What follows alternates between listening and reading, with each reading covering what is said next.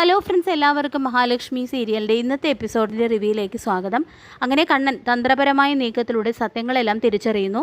പ്രതാപൻ പറഞ്ഞതെല്ലാം സത്യമാണെന്നും തന്നെയും തൻ്റെ അച്ഛനെയും ഇടിച്ചു തെറിപ്പിച്ച ആ ലോറിയിൽ മഹാലക്ഷ്മിയും ഉണ്ടായിരുന്നു എന്നുള്ള ഞെട്ടിക്കുന്ന സത്യം കണ്ണനെ തകർത്ത് കളയുന്നുണ്ട്.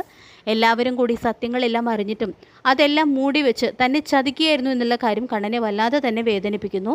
തുടർന്ന് എന്തോ ഒരു തീരുമാനമെടുത്തതുപോലെ കണ്ണൻ പുറത്തേക്ക് പോകാനായിട്ട് തുടങ്ങുന്നുണ്ട്. ഇതേ സമയം ദുർഗയാണെങ്കിൽ അവളുടെ വയറ്റിൽ കിടക്കുന്ന കുഞ്ഞിൻ്റെ അച്ഛൻ നീ തന്നെയാണോ എന്ന് ഞങ്ങൾക്ക് സംശയമുണ്ടെന്നെല്ലാം പറയുമ്പോൾ ഞാൻ ആരോടും കള്ളം പറയാറില്ലെന്നും എൻ്റെ അച്ഛനും അമ്മയും എന്നെ അങ്ങനെ പഠിപ്പിച്ചിട്ടില്ലെന്നും എൻ്റെ ഭാര്യയുടെ വയറ്റിൽ കിടക്കുന്ന കുഞ്ഞിൻ്റെ അച്ഛൻ ഞാൻ തന്നെയാണെന്നും അത് നിങ്ങളെ ആരെയും ബോധിപ്പിക്കേണ്ട കാര്യം എനിക്കില്ലെന്നും പറഞ്ഞുകൊണ്ട് കണ്ണൻ അവരുടെ നേരെ പൊട്ടിത്തെറിക്കുന്നു.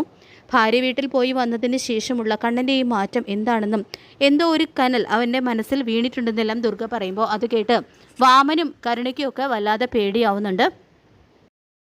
പിന്നീട് കണ്ണൻ ഡ്രൈവർ സുമേഷിനോട് പോലും ചൂടായി സ്വയം ഡ്രൈവ് ചെയ്തുകൊണ്ട് തൻ്റെ അച്ഛൻ്റെ ജീവനെടുത്ത ആ ആക്സിഡൻറ്റ് നടന്ന സ്ഥലത്തേക്ക് പോകുന്നു.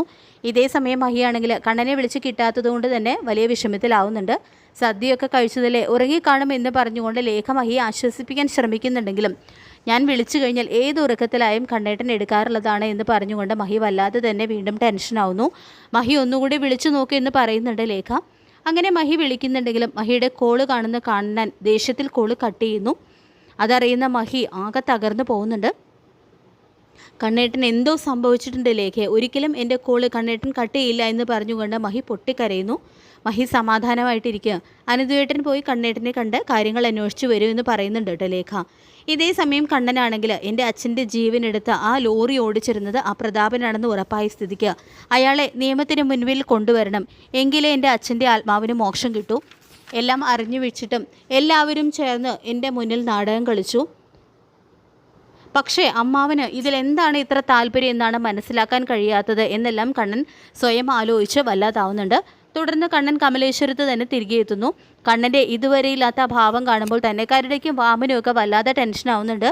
ഇനി അവനെല്ലാം അറിഞ്ഞു കാണൂ എന്ന് വാമൻ ചോദിക്കുമ്പോൾ അയാൾ അവിടെ ചെന്നപ്പോൾ അച്ഛൻ മയക്കത്തിലാണെന്നല്ലേ മുത്തശ്ശി പറഞ്ഞതെന്ന് കരുണ പറയുമ്പോൾ എന്തോ അവൻ്റെ ഉള്ളിൽ കടന്നുകൂടിയിട്ടുണ്ട്, അതെന്താണെന്നാണ് മനസ്സിലാകാത്തത് എന്ന് വാമനും പറയുന്നു.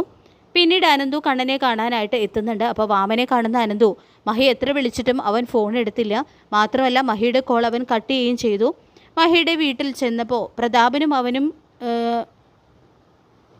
അവനും കണ്ടില്ല എന്നല്ലേ മഹി പറഞ്ഞത് എന്നെല്ലാം അനന്തു പറയുമ്പോൾ പ്രതാപൻ്റെ വീട്ടിൽ പോയി വന്നതിന് ശേഷം അവൻ പഴയ കണ്ണനല്ല, എല്ലാവരുടെയും മുഖത്തടിക്കുന്നത് പോലെയാണ് അവൻ പെരുമാറുന്നതെന്ന് വാമനും പറയുന്നുണ്ട്. ഞാൻ അവനെ ഒന്ന് കണ്ടിട്ട് വരാം എന്ന് പറഞ്ഞുകൊണ്ട് അനന്തു കണ്ണൻ്റെ മുറിയിലേക്ക് ചെല്ലുന്നു. അങ്ങനെ കണ്ണനെ കാണുന്നതും എടാ കണ്ണ, നീ എന്താ മഹി വിളിച്ചിട്ട് ഫോൺ എടുക്കാത്തത്? മഹി ആകെ വിഷമത്തിലാണെന്നെല്ലാം അനന്തു പറയുമ്പോൾ നീ ഉൾപ്പെടെ എല്ലാവരും ചതിയും വഞ്ചനയും മനസ്സിൽ കൊണ്ട് നടക്കുന്നവരാണ്. എന്നെ അങ്ങനെ മണ്ടനാക്കാമെന്നൊന്നും ആരും കരുതണ്ട. എൻ്റെ ക്ഷമയെ ചോദ്യം ചെയ്യാതെ ഇറങ്ങിപ്പോ എന്ന് പറഞ്ഞുകൊണ്ട് കണ്ണൻ അനന്തുവിനെ പിടിച്ച് തള്ളുന്നുണ്ട്. അപ്പോൾ കണ്ണൻ്റെ മറ്റൊരു മുഖം കണ്ട് ശരിക്കും വല്ലാതാവുന്നുണ്ട് കേട്ടോ അനന്തു. എടാ കണ്ണ, എന്താ നിനക്ക് പറ്റിയതെന്ന് അനന്തു ചോദിക്കുമ്പോൾ എനിക്ക് ആരെയും കണ്ണണ്ട, എൻ്റെ മുറിയിൽ നിന്ന് ഇറങ്ങിപ്പോകാൻ പറഞ്ഞുകൊണ്ട് അനന്തുവിൻ്റെ നേരെ ഷൗട്ട് ചെയ്യുകയാണ് കണ്ണൻ. കണ്ണൻ്റെ ഈ മാറ്റം അനന്തുവിനെ വല്ലാതെ തന്നെ വേദനിപ്പിക്കുന്നുണ്ട്. അയാളോടും പറഞ്ഞേക്കണം എന്നെ വിളിക്കേണ്ടെന്ന്, എനിക്ക് അയാളോട് വെറുപ്പാണെന്ന് പറയണമെന്നും കണ്ണൻ പറയുന്നുണ്ട് കേട്ടോ അനന്തുവിനോട്.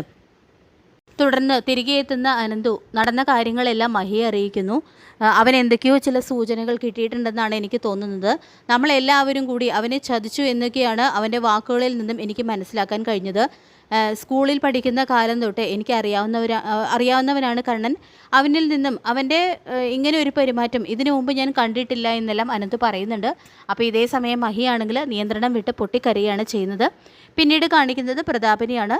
പ്രതാപൻ എന്തൊക്കെയോ ചില കാര്യങ്ങൾ മനസ്സിൽ കണക്ക് കൂട്ടുന്നു. ഇതേ സമയം മുത്തശ്ശി വന്നിട്ട് എന്താ പ്രതാപ നീ ചിന്തിച്ചു കൂട്ടുന്നതെന്ന് ചോദിക്കുമ്പോൾ കണ്ണൻ ഇനി എന്ത് ശിക്ഷ തന്നാലും കുഴപ്പമില്ല, അവനോടെല്ലാം പറഞ്ഞല്ലോ. ഇനി വിശ്വനാഥൻ രാത്രി 10 മണിക്ക് വരുമ്പോൾ അവൻ്റെ വിഷമം എനിക്ക് കാണണ്ടല്ലോ എന്നെല്ലാം പ്രതാപൻ പറയുമ്പോൾ നീ എന്തൊക്കെയാണ് പ്രതാപ ഈ പറയുന്നത്? എല്ലാം തുറന്നു പറഞ്ഞെന്നോ? അതിന് കണ്ണൻ നിൻ്റെ അടുത്ത് വന്നില്ലല്ലോ, കണ്ണൻ ഇവിടെ വന്നപ്പോൾ നീ മയക്കത്തിലായിരുന്നല്ലോ എന്നെല്ലാം മുത്തശ്ശി ചോദിക്കുമ്പോൾ അല്ല, കണ്ണൻ എൻ്റെ അടുത്ത് വന്നു എന്നും ഞാൻ അവിടെയോട് എല്ലാം തുറന്നു പറഞ്ഞു എന്നെല്ലാം പറയുമ്പോൾ അത് കേട്ട് ഞെട്ടിത്തെറിച്ച് പോവാണ് കേട്ടോ മുത്തശ്ശി. അപ്പോൾ ആ വാമനാണ് നിനക്ക് കൊട്ടേഷൻ തന്നത് എന്നും നീ അവനോട് പറഞ്ഞോ എന്ന് മുത്തശ്ശി ചോദിക്കുമ്പോഴാണ്, വാമൻ്റെ ആ പേര് കേൾക്കുമ്പോഴാണ് പ്രതാപനാണ് താൻ ആ ഒരു കാര്യം കണ്ണനോട് തുറന്ന് പറഞ്ഞില്ലല്ലോ എന്നുള്ള കാര്യം ഓർമ്മ വരുന്നത്. അയ്യോ, വാമനാണ് കൊട്ടേഷൻ തന്നതെന്ന കാര്യം കണ്ണനോട് എനിക്ക് തുറന്ന് പറയാൻ പറ്റിയില്ലെന്ന് പറയുമ്പോൾ നീ എന്ത് മണ്ടത്തര പ്രതാപയായി കാണിച്ചത്. ഇനി കണ്ണൻ നിന്നെ വെറുതെ വിടുമെന്ന് നിനക്ക് തോന്നുന്നുണ്ടോ എന്നെല്ലാം മുത്തശ്ശി ചോദിക്കുമ്പോൾ അവന് എനിക്ക് എന്ത് ശിക്ഷ വേണമെങ്കിലും തന്നോട്ടെ, പക്ഷേ എന്നോടൊപ്പം ആ വാമനും കൂടി കുടുങ്ങണമെന്ന് പറയുന്നുണ്ട് കേട്ടോ പ്രതാപൻ. അങ്ങനെ നിന്നെ മാത്രമായിട്ട് കണ്ണൻ ശിക്ഷിക്കാൻ ഞാനും അനുവദിക്കില്ല.